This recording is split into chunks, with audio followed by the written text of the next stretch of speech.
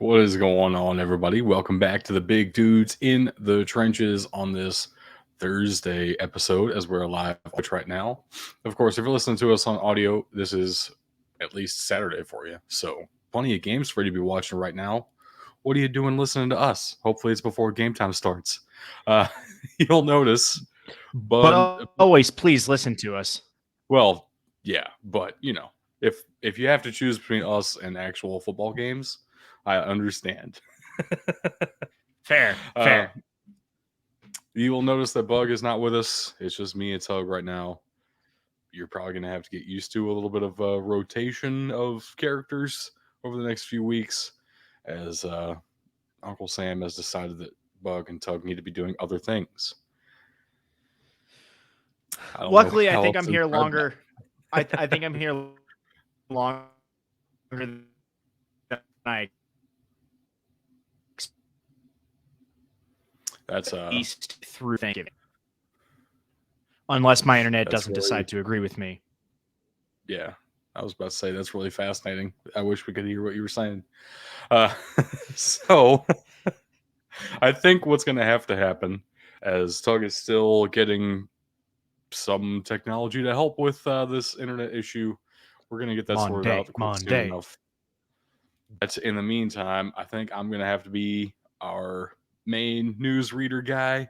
Tug will interject as the internet allows. And hey, you in the chat, interject as well if you can. We certainly appreciate you watching us live here. So, yeah, we're heading into week 9 in the NFL. I guess let's start there. Just past the trade deadline. So, a lot of huge deals. I have these kind of in order that they happened, but I don't know if you want to interject at any time and just talk about the big ones. Certainly fine too. TJ Hawkinson, of course, moved from the Detroit Lions to the Minnesota Vikings in division. Um, Honestly, Vikings not giving up a ton here. They're kind of just moving down 2 rounds this year and 1 round next year. So I understand that as far as getting a franchise tight end at this point with Irv Smith out. Kind of sucks when he was a top 10 pick in Detroit, though. This is the only value you're getting.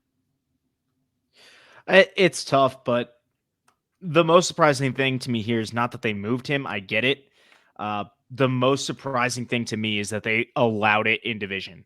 Um, I mean, to me, Dolphins fan, there's very few trades, if any, I would actually make with the Patriots, the Bills, or the Jets. Um, man, this is going to be a tough pill to swallow for the Viking. Not for the Vikings, for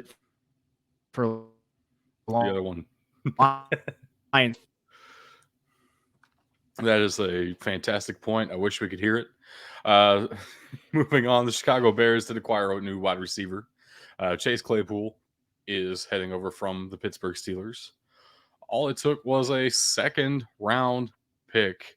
Kind of a big price to pay for Chase Claypool at this point, especially when you consider the Cleveland Browns got Amari Cooper for a 5th round pick. Kind of insane. I I understand you needed somebody, but man, there had to be some better option than using a 2nd round pick on Chase Claypool. Well, and the worst part is it wasn't even theirs, or it wasn't even the second round pick they had just acquired. It's actually going to be a higher second round pick. Which is the only way they got him, too, because apparently the Packers also offered a 2nd round pick. And the Steelers said, well, the Bears are going to finish the year worse. We'll take the higher pick. Yeah, I I don't know. I'm surprised they went. I love that they got Justin Fields some help. I hope Chase Claypool can continue upwards. Uh, it's tough, man. It's tough. I hope he actually counts as help, honestly. We'll see what he's able to do. Um, the biggest trade of the trade deadline day, definitely the Dolphins' acquisition of Bradley Chubb. Also got a 2025 5th round pick in exchange for a 1st round pick this year and a 4th round pick next year and running back Chase Edmonds. Now, if you didn't know, the Dolphins don't have their own 1st round pick this year because it got taken away from them by the NFL. So that pick came from the 49ers as part of the Trey Lance trade last year. And, turning a pick that, you didn't necessarily need that high into Bradley Chubb and all sorts of more pieces you already have. It's kind of a great long-term outlook of how this deal worked out for the Dolphins. I will say before you dive in here, Tug, that they immediately signed Bradley Chubb to a big extension, 5 years, 110 million, which makes his total team control now 6 years, 119. Uh, that's a lot of money for a guy that I don't consider to be that good. 110 million good. He's he's a solid player. We'll see what he's capable of. I think across from Jalen Phillips is going to be really good for him. His best years were when one he was the um. Am I coming through clear right now? Because if not, I don't know. Um, Literally, as you said that, you are, but your point did not come through clear. I understand what you meant, though. cool. When he's healthy and The, playing with somebody good, he's great. cool. My big thing with this is now we can actually see the full terms of the Laramie Tunsil trade, and it is easy to see that Miami won that, and it all started because of a gas mask bong. The Dolphins turned Laramie Tunsil, what looked like them in 2019, as an absolutely off the wall trade. Why would you do that? They turned it into Tua. Well, no, they had that pick for Tua, but they turned it into Jalen Waddle. They turned it into Noah Igbenogany. They turned it into Tyreek Hill, and Now Bradley Chubb. That absolutely insane. Yeah, that's pretty good, isn't it? Sounds pretty decent. And Larry Tunsil is not helping the Texans win, tell you that much. Next up, we have the Pittsburgh Steelers back at it again, acquiring a defensive back this time from the Washington Commanders. Apparently William Jackson III was going to be cut if he couldn't get moved. So the Steelers just flip a 7th round pick, I believe, so that they get first crack at him. They don't have to outbid anybody. And I definitely understand that. They needed the cornerback help. William Jackson was great in Cincinnati. We'll see if he can pick it back up now that he's back in the AFC North. Next up, we have the Dolphins getting a running back replacement for Chase Edmonds. Jeff Wilson coming over from the 49ers, rejoining with Mostert, rejoining with his former offensive coordinator, and now the Dolphins head coach, Mike McDaniel. Makes a ton of sense to me. No, it makes a huge amount of sense. Absolutely makes a huge amount of sense. Probably the second biggest deal of the trade deadline day was the Jaguars trade for Calvin Ridley, which is crazy for so many reasons right now. You have to first consider that Calvin Ridley is still suspended at least through the end of this season. And then consider that the reason he's suspended is because he was betting on his team at the time, the Falcons, against the Jaguars. And now he got traded to the Jaguars. So this is a really weird draft package of picks that is being traded. There are so many conditions on all of this. In theory, it could be as much as a 2nd and a 5th, I believe. It's probably not going to end up being that much. It's possible. We'll see. He needs to there needs to be a few things happen for that to get to that point. I think based off the conditions, that 2nd round pick, if it happens, would be in like 2025. So the way the trade is structured, it is a great deal for the Jaguars, because if you can get him on the roster and he's healthy and he signs a long-term extension, it's definitely worth a 2nd round pick. So it's a good deal for the Jags. The Falcons probably just trying to offload him at this point. He wasn't ever going to play for the Falcons again. Yeah. So they got what they could. This probably is the best possible scenario for both teams. No, I agree completely. This is absolutely huge. It doesn't seem like it on the surface, but like you said, it's a fresh start for Calvin. It's a solid deal for the Jags, and the Falcons get to move on from what they probably view as a wasted first round pick. Next up, we have the Buffalo Bills acquiring Nyheim Hines from the Indianapolis Colts. They traded Zach Moss and a conditional 6th-round pick to get him done. Nyheim Hines is definitely better than Zach Moss, I'll tell you that much. I don't know if he solves all the Bills' running back problems, but it's a step. And then adding on to the offensive woes for the Indianapolis No, it's Colts. definitely a step in the right direction. I don't know if it's so. Colts did go ahead and fire offensive coordinator Marcus Brady, which the benching of their starting quarterback, trading of running backs, firing their offensive coordinator, it's beginning to feel like a head coach who feels his seat heating up quite a bit. And I really wouldn't have been surprised at that, except for the fact that Frank Reich signed such a big extension not that long ago. It's going to be pretty expensive to move on from him. So I don't understand exactly what's happening in Indianapolis. It's kind of, I would be watching the Colts here. Let's just put it that way. There's going to be some shit go down before this is said and done. Facts. Speaking of shit going down, Facts. Dan Snyder has potentially started the process of selling the Washington Commanders. So we know Bank of America is on board. This may or may not be selling his entire stake in the team. We don't know that yet. It is possible he's looking for another minority owner just for an influx of cash. That is definitely possible. At the same time, nobody likes Dan Snyder, including Washington Commanders organization and stuff. So it would make sense to move on. We'll see. Facts. He probably makes too much money to justify it in his own head still. So if you're a Dan Snyder hater, I recommend not buying tickets to the Washington Commanders. But also, that sucks. So do what you want to do. It's also tough because we've covered this before, but you don't get the primary source of your income as the NFL from ticket sales. Right. Right.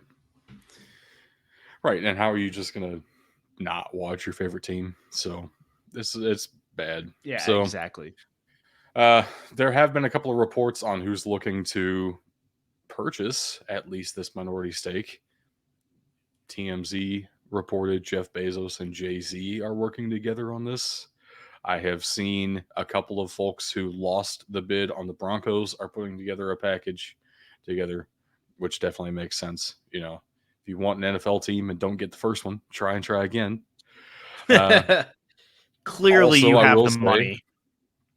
I will say Jeff Bezos has been tied to Washington for quite some time now. For some reason, I don't even really understand why. He's not connected to the area at all. He just definitely has the money to do so if he wants to. He could 100% be the sole owner and richest owner at the same time in the NFL. I don't know if he wants to do that. He's been linked to NFL teams for a long time. So it does raise an interesting question, though. He is still the executive chairman at Amazon. And with Amazon's media deal with the NFL now, would this potentially be a conflict of interest? I don't know that it would be. It might be more in the other direction where it's a little bit too much horizontal integration. Either way, this is an interesting business question. And if Bezos actually decides to put an offer on the table, I'm sure this will be discussed at length, at least in courts and stuff, not necessarily by the public. I would argue that it would be a conflict of interest. I not a business major, but I would argue that it would be simply because how can he, in good faith, negotiate a contract on either side if he is a 132nd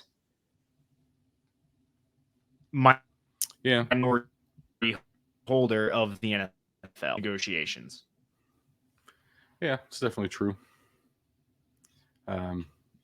He could also just claim he's recusing himself from those negotiations on one side or the other. Not that that actually helps, but How about we'll see. We'll see what how about happens. both? I mean, I'm okay with that. So we have some games going on because the trade deadline wasn't exciting enough. We actually have games this weekend too. Starting off with the primetime stuff, tonight, right now, actually, is Eagles Texans, currently tied up at 7, I believe. But Philadelphia is 13-point favorites in Houston, and makes sense to me. We don't have picks for those games because they've started already by the time we start the show. But yeah, I would say the Eagles probably going to win. And then let's get into the games we actually have picks for. We do that. Probably good to look at our pick'em records so far this season. I'm catching up to you boys. Not you, Tug, but Bug, I'm catching up to you.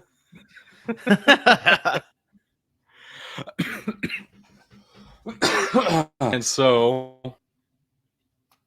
yeah, we need to talk about Monday night because I did go 5-0 last week. The Browns Hey, kind of dominated the entire game. I definitely did not expect that. I thought it would be close and there would be a couple of plays go the Browns' way. But no, it ended up being 25-0 at one point, and then 32-13 was your final. garbage time is important, man.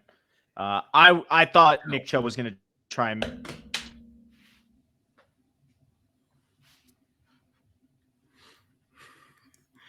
Nick Chubb did, I believe, get to second all time for a really weird category. He's the second fastest player in franchise history to reach 10 touchdowns in a single season.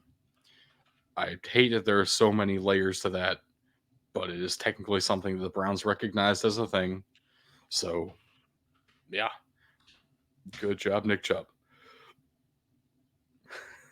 But we have some more games happening this week, of course. Sunday night, we can start off with the Titans at the Chiefs. Being in Kansas City definitely worries me for the Titans. At the same time, most of their recent matchups, the Titans had the edge because Kansas City and Tennessee play so much of a different style, and running the ball can help you control the game better. Not always, and certainly if you give Patrick Mahomes 2 seconds, he has potential for a touchdown.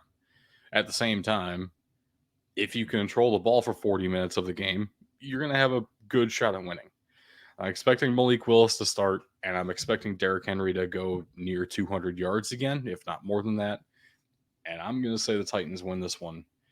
The way the Chiefs win is slowing down Derrick Henry for sure, or outscoring him inside of the 5 minutes of possession they actually have.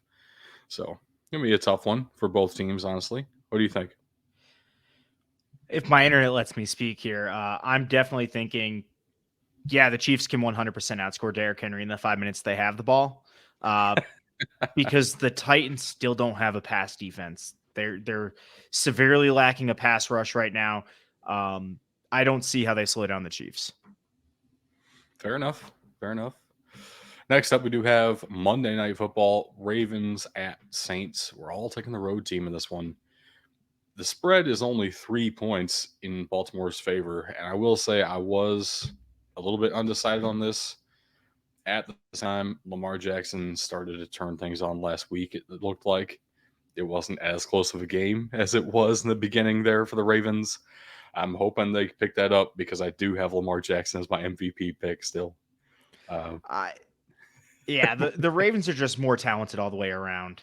The Saints have QB problems right now. They don't quite know who they're going with. To me, this is a no-brainer for the Ravens. And of course, Bug is picking the Chiefs and the Ravens as well. Lockstep with Tug here. I'm hoping I have a chance to catch up there with the Titans. We'll see. We'll see. Our games to watch this week start with Bug's game that he picked out for us, the Rams at the Buccaneers. Two very underperforming teams at this point in the season. Rams potentially because of the Super Bowl hangover. The Buccaneers because of the divorce hangover. I don't know what else to call it. The free agency hangover. The not having an offensive line anymore hangover. All sorts of expressions you can put there. Either way, Tampa Bay is favored by 3. I will say that is the standard spread if they're even and it's you give it the home team by 3. Um, because of that, and because understanding how these teams play, yeah, this is a hard game to pick. I'm going with the home team for the simple reason of the home team. I'm going Buccaneers on this one. I fully understand Bug going with the Rams. Both teams have a very good potential to win this one. What do you think, Tug? So I'm not going to lie to you. I could see this game going either way. I didn't quite know how to pick it myself. What I translated that to was, well, Bug picked first and he picked the Rams, and I need to get some separation there. Smart. It also doesn't help that Cooper Kupp is battling some injuries right now himself. Matt Stafford still doesn't know there's another receiver on that team. I don't know. I think the Bucs pull one out. Is there another receiver on that team? Allen Robinson? Never heard of him. I heard he played for the Bears for a few years. Well, speaking of the Bears, I'm taking the BDT Bowl because fuck you guys. Didn't want either of you to be able to pick it. Dolphins at the Bears. Tug at Bug. This is a solid favorite for sure. I agree with that. Let's be honest with you. Miami's the better team on paper and on the field so far this season. However, the Bears are making progress. You like to see it. I don't think they're good enough to beat the Dolphins right now. Of course, Bug's not going to pick against his favorite team. So, look, you guys have seen it from me before. I will pick games based off my analysis. Tua's been damn near unstoppable this year. When he's healthy, he has Ty and Jalen. He finishes the game. He's actually undefeated this year. Yeah. His one loss on the season was the game he died. Now you add in Bradley Chubb, who gives us a pass rush without a blitz. You add in some more speed with Jeff Wilson. Bears just lost Akeem Hicks and Roquan Smith. It's an uphill battle, man. Robert Quinn, Roquan Smith. Robert Quinn, my bad. Akeem Hicks was over the offseason. Yeah. I don't see it. Yeah, cool. They get Chase Claypool. Yeah, Chase Claypool. That's one wide receiver. I don't know. I agree with you. The Dolphins should win. The analysis on this game is this should be Miami's game. The caveat would be if the Bears come out hot and Miami comes out slow, which has happened the past couple weeks. The Bears might be able to get out to an early lead. I don't know if that's how it's going to go. I'm going to say the caveat is if there's horrendous weather, because the Bears seem to win those games. Yeah, hold on. Now I'm curious. While you're looking up the weather in Chicago over the weekend, I will introduce your game for you here. The Bills at the Jets does have some big implications for that race. Should be interesting since both teams at least did make some moves at the trade deadline. The Jets already had a trade for a running back. They did trade one of their rotational edge rushers to the Broncos as well. I don't think it'll affect them too much, but Buffalo with another running back to their rotation there. And yeah, there are all sorts of intrigue going on. The Bills are definitely the better team, though. Let's be real. I'll say it for you. We're going Bills all across the board here, even though it should be an interesting matchup. So I am going to come in here and say, well, yes, I'm picking the Bills to win. We pick on the outright. The Bills at 13-point favorites against the Jets. That seems kind of steep for an in-division matchup. I'm Yeah. not a huge fan of that. I might be leaning Jets against the spread, but we pick straight up, so I'm going to pick the Bills here. What'd you find up in the meantime there? Sunny and 65. It was if it was on Okay. set. If it was a game on Saturday, it'd be a different story. Sunny 65, the Dolphins win 10 times out of 10. Yep. So that's our picks for the games this weekend that we're going to be watching out for. In the meantime, I know everybody has fantasy matchups. Why don't we take a look at wide receivers? Who do you got for us to sit, and who do you got for us to start? Look, man, I'm sorry. You need to say Garrett Wilson this week. Zach Wilson did not look that great last week. Boo. The Bills have one of the best secondaries in the league, at least on paper this year. I'm not a fan of this matchup. I hope to God I'm wrong, but I'm not a fan of this matchup. I'm actually sitting there. All the Bills' safeties hurt right now, though. That has not stopped them from stopping the pass. I don't know what it is. Garrett Wilson can figure it out. You say that, but my dude won the first 4 games he played this season, loses one game, and now Jets fans are calling for his job already. You gotta love New York Jets fans, man. Well, I'm just thinking that if Zach Wilson plays bad enough in the first half, we can get Joe Flacco back out there, and then with Joe Flacco will go off for 8 touchdowns in the second half. I don't know about 8, but yeah, I get your point. 87 touchdowns in the second half. my next pick, this one is a little bit of a I'm gonna stick my neck out there. This is a prove it to me type game for Allen Lazard. I still have him on my fantasy roster. I am starting him this week in large part due to a lot of buys. That being said, I do like the matchup against the Lions, and if he's going to solidify himself in Green Bay, he needs to have a game, especially after they just had no acquisitions at the trade deadline. 100% thinking Allen Lazard's going to have a great game. That Detroit Lions secondary likes to get torched, although Jeff Okudah has been playing better. They still like to get torched, and they can't finish games. So I'm looking to start Allen Lazard this week. I understand all of your reasoning. I just don't love it. Let's go to the running backs. These are Bugs picks, but hopefully you can help us understand them a little bit. I'll do my best. I say that. All right. So Tyler Algier played amazing last week. But the big negative here is it looks like Cordarrelle Patterson's coming back. You get Cordarrelle Patterson, he falls on the depth chart. He doesn't get a lot of points. It's not worth the risk this week until we know for sure what's going on. So we got to sit. You have to sit Tyler Algier. It's tough, man. You like to capitalize on a running back, but this just ain't it. Not this time. Ben is favoring Nyheim Hines going into Buffalo for his first game. The Jets have struggled at covering running backs out of the backfield. Nyheim Hines is a receiving back, which is going to fit in perfectly for the Buffalo Bills, who don't run the ball. They just throw it, and Josh Allen scrambles when he needs to. This really is a perfect fit into this offense, and he catches the ball better than Zach Moss. I'm going to say, though, it's probably going to be difficult to get Nyheim Hines going so quickly, since none of their running backs so far have been that great at catching passes out of the backfield. It's hard to just design plays on the fly and say, hey, let's have you run some routes out of nowhere. And that's what I don't know is going on, because the Bills really do like to use their running backs in protection schemes. And Nyheim Hines is not a pass blocker. He doesn't have the size. He is a poor man's Christian McCaffrey, honestly, or poor man's Alvin Kamara. You get your choice because they're the same running back, in my opinion.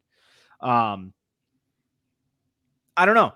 I like the fit in the offense if they have those run schemes built in. I just don't know that they do. Yeah, fair enough.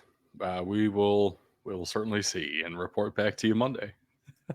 Hopefully, you don't take that advice too seriously because we are barely above 500 so far, and this week we are making some bold picks. So we'll see what happens. But we're trying our best, doing some due diligence, not picking the obvious guys, trying to go for some deep cuts.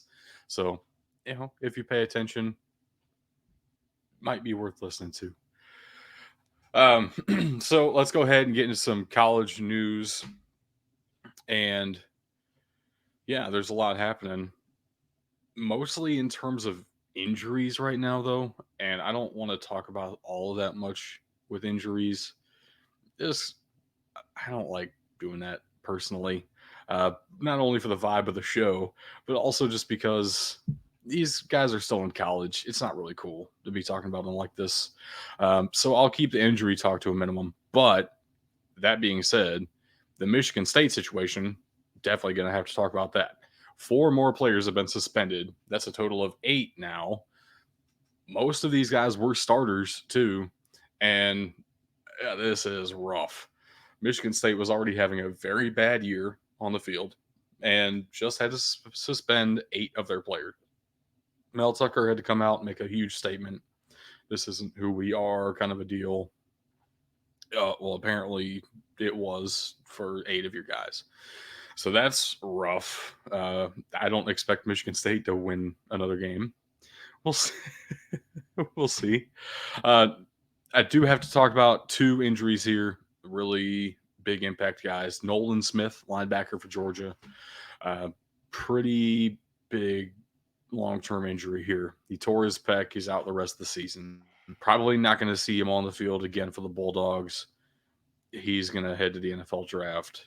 Hopefully his injury isn't severe enough that it holds him back from doing that. Casey Thompson, quarterback for Nebraska, is day-to-day with his throwing arm banged up. This really hurts Nebraska's chances of getting back into that Big Ten West race. I know they've been losing.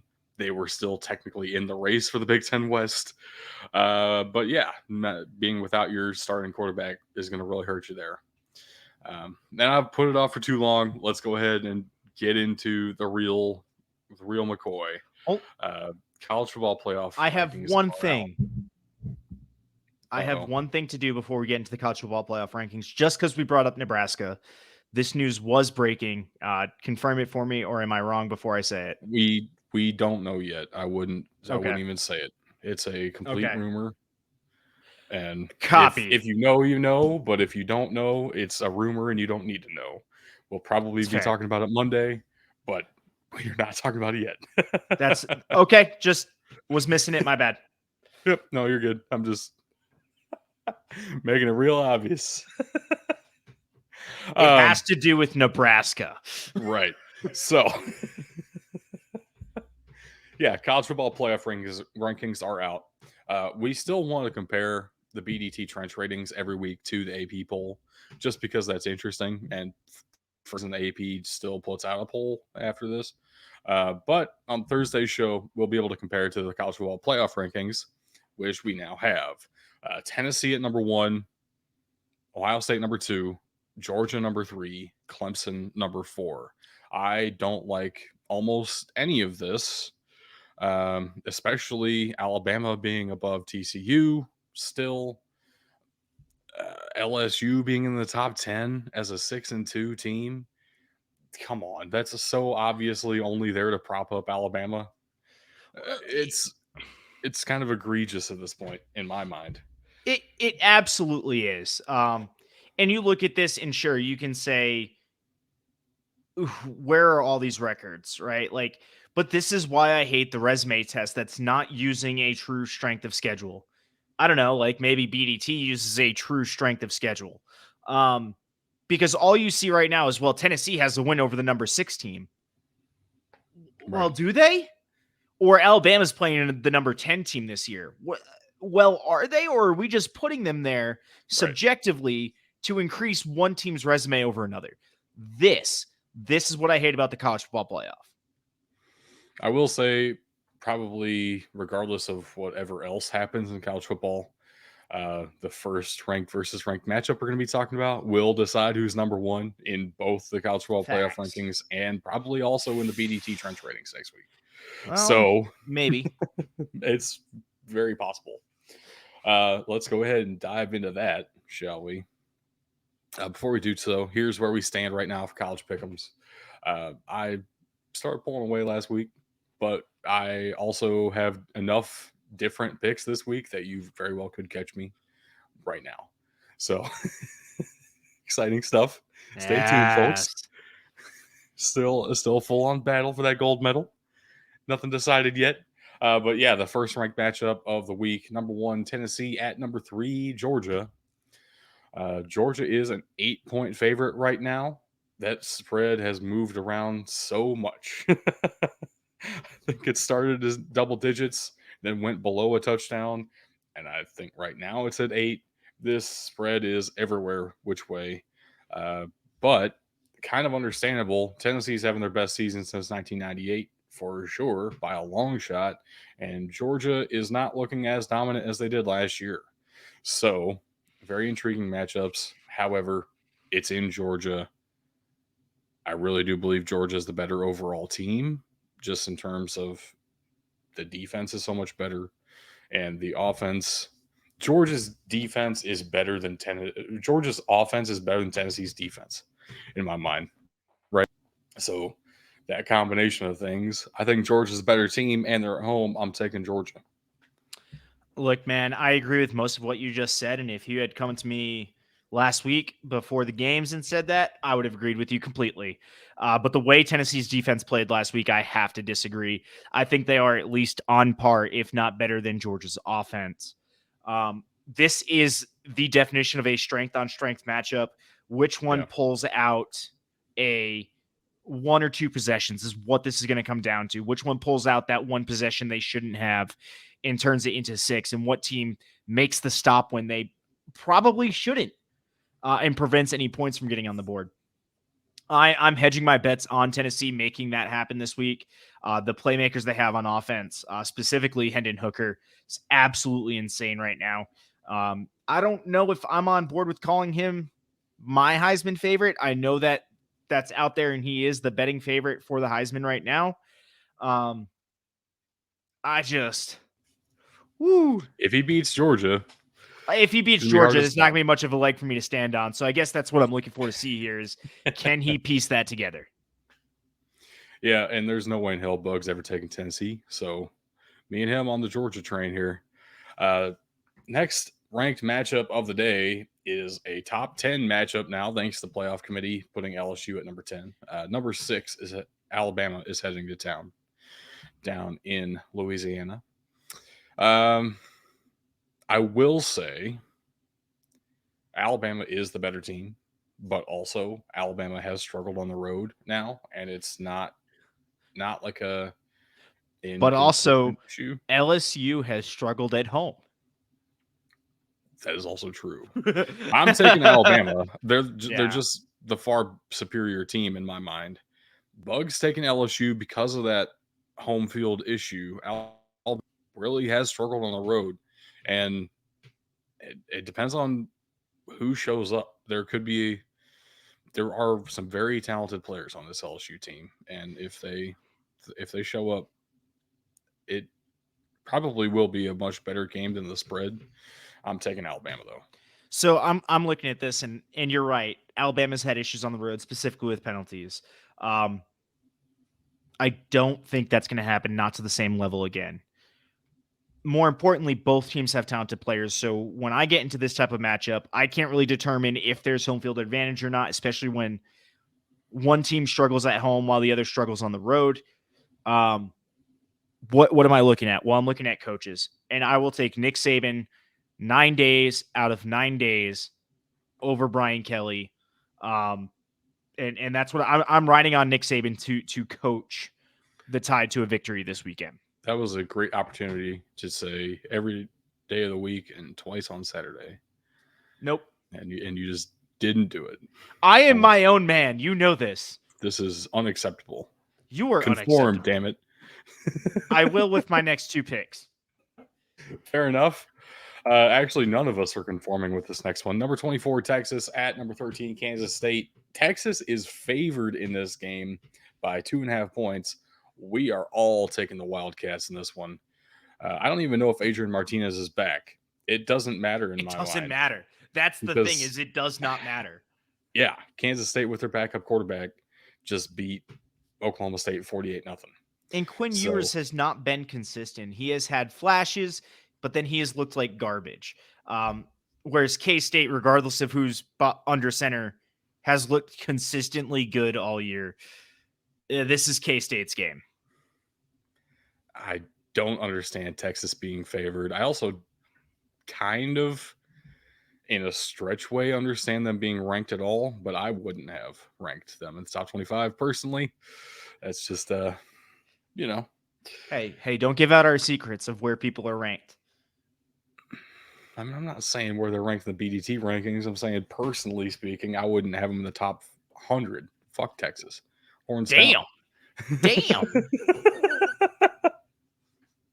Next ranked matchup in the FBS level, we do have Wake Forest at NC State, number 21 at number 22. I don't think it's going to be that good of a game, as number 21 at number 22 sounds like it should be, because Devin Leary's still out, and NC State without Devin Leary has looked pretty fucking awful.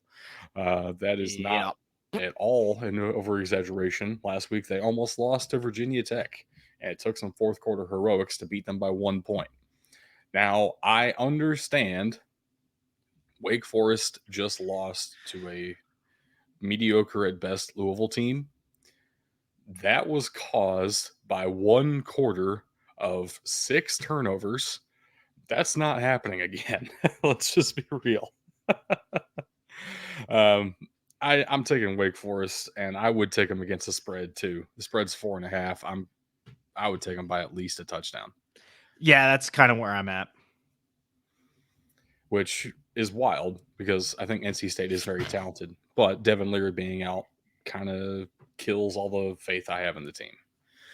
100%. For the record, we are all 3 of us taking Kansas State and all 3 of us taking Wake Forest. I don't know if I mentioned Bugs picks for those 2.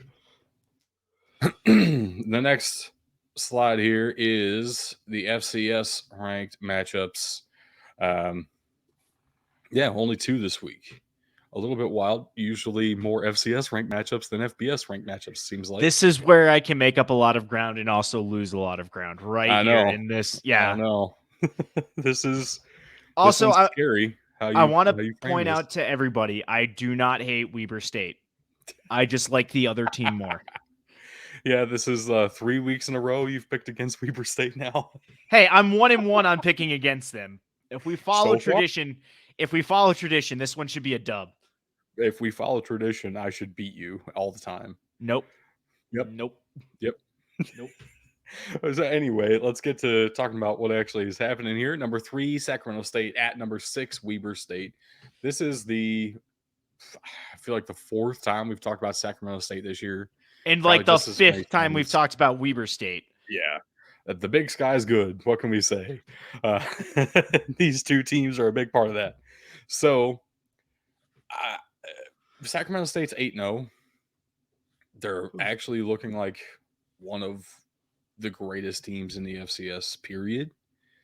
I'm surprised they're not higher than number 3. I might even honestly have them tied for number 1 right now, personally. At the same time, Weber State's 1 loss is on some bullshit from their backup long snapper. I don't care. I think overall, Weber State is actually the more talented roster right now, other than the backup long snapper position. And Sacramento State's been playing with fire here a couple of weeks. I'm going to say Weber State pulls this one out. I don't have a lot of confidence in that, though. A big reason is Weber home team. It helps me feel better about this, but I don't like either pick here. This is going to be a good game. This is going to be a good game, and I don't know, man. I like Sacramento State here. I have no good reason behind it. It seems like the right pick. They're rolling. You're saying that Sacramento State's been playing with fire. Well, so has Weber State. Both of these teams are playing with fire right now, which makes it dangerous, which is what makes this a fantastic game.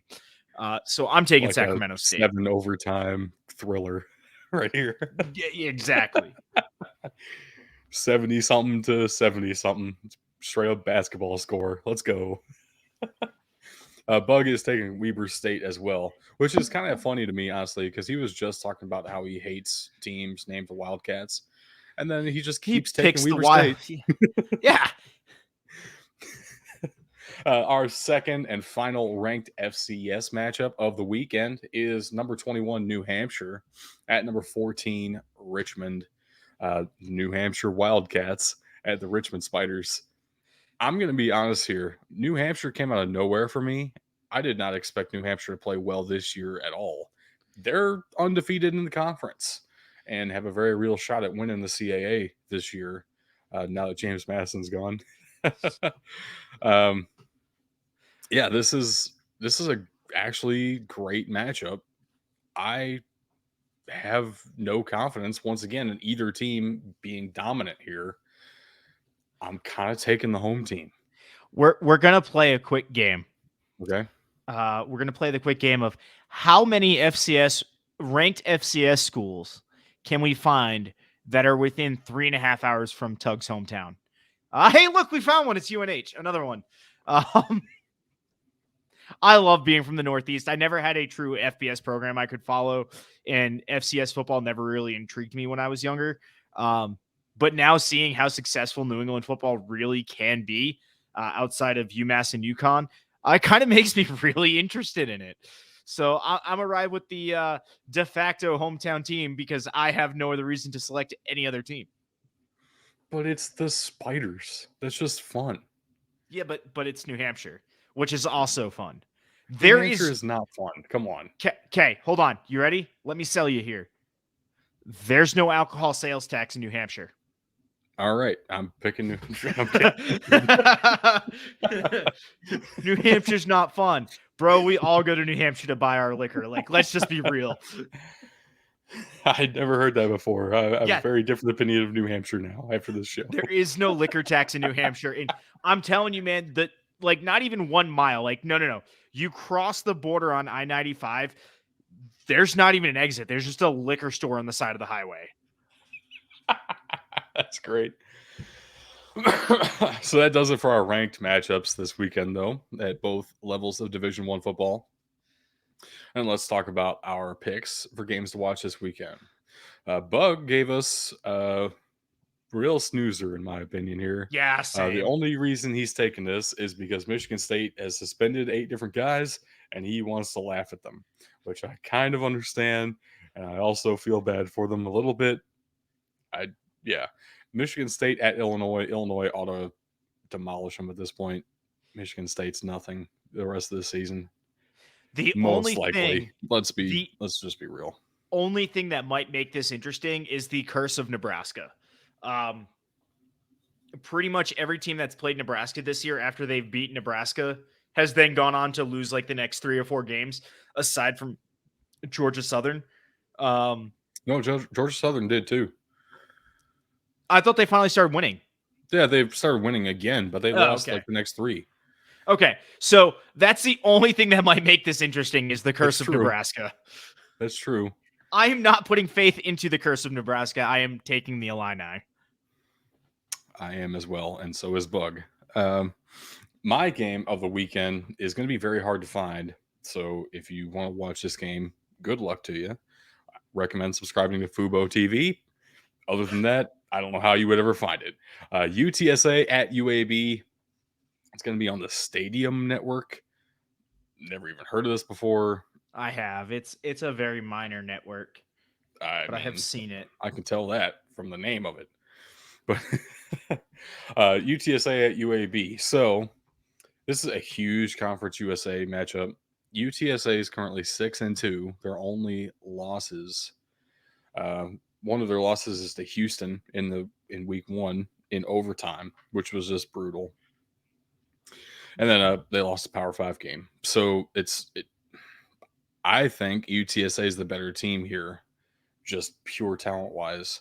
They're at UAB. I understand UAB is kind of a hard place to play, which is why UAB is getting so much respect even by Vegas. But the spread's even because nobody knows what's going to happen in this one. I think it's going to be a fantastic matchup. Actually, I'm picking UTSA to win, probably by a very narrow margin. But This is I think it's going to be a fantastic Group of 5 game. This is gonna be a fantastic game, but this is a I need to make up some ground pick for me. That and I frankly, I just like the Blazers mascot and logo. So I'm gonna ride with the Blazer. Dragons. I mean Blazers. But it's the UTSA Roadrunners, dude. I That's will take a fun. dragon over a Roadrunner any day of the week. Now, if they were the UAB Wolves, that'd be a different story. You mean Coyotes? Yeah, Coyotes, Wolves, same thing. Definitely not, but okay. Talk about your game. Look, I have to take this one. This is the Commanders Classic, the newly dubbed Commanders Classic now. Now that USA is sponsoring this game all the way through, it's in Dallas this year. We'll be going to Denver next year. All that being said, Air Force versus Army. Here's my issue with this. Currently, they're playing it not at AT&T. They couldn't get Jerry to buy in. They're playing it at Globe Life Park, which if you have been in a baseball stadium for a football game, you will understand how bad that is in terms of sight lines. There's nothing that gets close enough to the action. So I hate that this is on the road, or this is at a neutral site, specifically the neutral site that it's in. However, I'm looking at this, and Air Force has seriously played down to their opponents in conference this year. Even out of conference, they played down to Navy. Like, that was a closer game than it should have been. That has me worried. I do think Air Force pulls this one out and brings the Commander-in-Chief trophy back home. I'm expecting so as well. Army's just not playing well this season, and it's mostly on the defensive side of the ball. The offense is fine at times for Army. Defense is not. So I'm expecting Air Force to win this one. This is worth it to say as well that the Commander-in-Chief's trophy is 100% on the line on this game because Army had it last year. So if Army beats Air Force, regardless of what happens in the Navy game, Army retains. If Air Force wins, Air Force takes it home. So the trophy is on the line for this game. Does that help change your opinion of Troy at all this season? No. No. Okay. So Bug basically locks up with you once again. Illinois, UAB, Air Force, all the way down here. But I think these are good games to watch, even though we're mostly memeing ourselves. We'll see. That leads us to some prospects to watch out for this weekend. I had a fantastic one. I was very much looking forward to reviewing for the offense. His name is Sam Wiglusz. You may have heard of him already by now because he's making some national headlines for how amazing he's doing at the University of Ohio. Yeah, I'm too late to get that in because he's now only playing on Maction Tuesdays the rest of the freaking season. It just doesn't work with the timing of the show to put him on as a prospect preview. I did want to shout him out, though. Receiver Sam Wiglusz is doing fantastic for the Ohio Bobcats. At the same time, I need to watch guys on Saturday. So I'm going to take Rashee Rice, wide receiver from SMU. He had several Power 5 offers, decided to stay closer to home and get some immediate playing time, which has certainly translated into a lot of development for him. Really changed his game from only a deep threat to someone who's able to work underneath a little bit to now the featured receiver who can do everything. Really come on in 2022, looking fantastic so far, almost 1,000 yards already this season. And if you don't believe me that he's the number one featured guy, he leads second place on the team in catches he has 4 times the catches that second place on the team has. He has 4 times the yards the second place on the team has in receiving yards. He has over 2 times the touchdowns, receiving touchdowns, the second place on the team has. It's crazy. He's the target. If Tanner Mordecai's throwing the ball, it's going to Rashee Rice. So watch out for this guy. If Double he can cover keep that, him. I think teams have started to do so, and he's still catching the ball. So Damn it. worth watching this guy. Might end up getting a mid-round selection out of this production in his senior season. On the defensive side of the ball, I'm finally taking an FCS prospect. I felt bad just not talking about any FCS guys at this point. But Malik Ham is certainly worth discussing for the Lafayette. I don't even know what their mascot is. I think they're the Wildcats too, actually, even though it looks kind of like a bobcat. So Malik Ham has been at Lafayette for more than 4 years at this point. He is took that extra year of COVID eligibility. That's why his stats look so down in 2020. Not because he was playing poorly, but because that's 1.5 sacks in 3 games.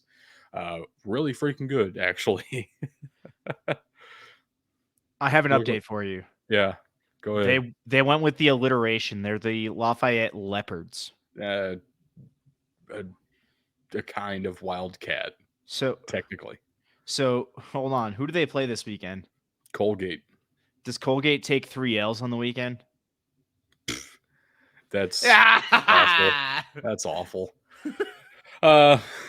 Is it really a show without a bad tug joke? Yeah, it could be. We can dream. Nope. So Malik Ham at defensive end has amazing tackle numbers every season, including career high last year of 64 tackles as a defensive end last year. He's already the career leader in Lafayette school history in sacks and just keeps adding to his total. He generates turnovers. He does everything you could possibly ask of out of a defensive end. He is a little bit underweight for an NFL defensive end. I will say that. He's probably pushing UDFA territory because of that issue alone. At the same time, you can't argue with his production. I wouldn't be surprised if he makes a roster. He is on the Buck Buchanan Award watch list, which is the defensive Heisman, basically at the FCS level. And he's playing a really bad Colgate team. I kind of want to see him ball out. So watch out for Malik Ham. Send it. And yeah, that's what I got for prospects to watch out for this weekend. I like it. I like it. And I do believe that's everything we had for this show, which seems like it moved way faster than normal. But at the same time, we didn't have to talk 30 minutes at length about some kind of weird business deal happening. So, all good. Dude, I'm excited. It is worth noting that this was one of the wilder NFL trade deadlines I have seen. Yeah, true. Usually you get maybe a rotational piece here, rotational piece there. You saw 3 starting guys move at this trade deadline. That's nuts in the NFL. Absolutely.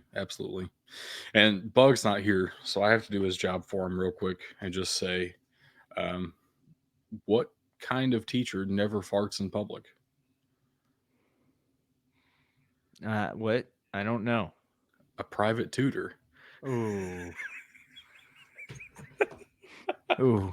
All right, man. Hey, could I have some help out with the links? Because Lord knows as soon as I start, I'm gonna lag out. Yeah, so we have Patreon, which if you support us, we insanely appreciate it. Twitter, Facebook, all just BDT football on those platforms. We also have a website, bdtfootball.com. 2 differences there, right? Twitch and YouTube. You can find us both of those locations. Big dudes in the trenches, all spelled out like that. Instagram, we do have an Instagram account. would appreciate a follow. At the same time, we're working on some new things to do with that account, so stay tuned in the future. But that's BDT_football. Thank you so much for listening. Thank you so much for watching. If you have, check us out live on Twitch as we're doing these Monday and Thursday. Do And it. join the Discord, which has a funky link because that's how Discord works. And I'm not going to read that. Yeah, don't read that. And it is worth noting that the YouTube is youtube.com/at BDT or at Big Dudes in the Trenches, all one word. Yeah. I will post those in the description below, along with Ben's Movember link if you want to support men's health. Highly recommend it. But with that, I think that's all the time we have on the show today. Thank you for watching or for listening. And just remember, you can't win a game if you can't win in the trenches.